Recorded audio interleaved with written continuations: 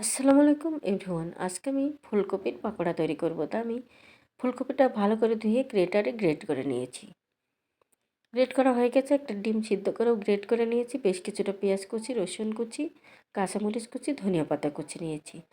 স্বাদ মতো লবণ, হাফ চামচ হলুদের গুঁড়া, 1 চামচ ধনিয়া গুঁড়া, 1 চামচ জিরার গুঁড়া, 1 চামচ শুকনো মরিচের গুঁড়া নিয়েছি।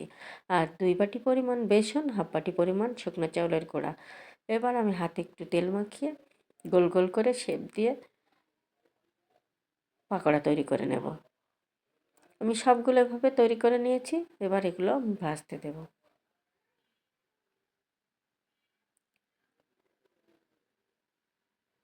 এই ফুলকপির পাকোড়াটা খেতে দুর্দান্ত লাগে। যখন সন্ধ্যার নাস্তায় কিছু খেতে ইচ্ছে করে, ঝটপট এই নাস্তাটা বানিয়ে নিলে খেতে দুর্দান্ত লাগে চায়ের সাথে, কিংবা সন্ধ্যার নাস্তা হিসেবে। দেখুন আমার রেডি। আল্লাহ হাফেজ।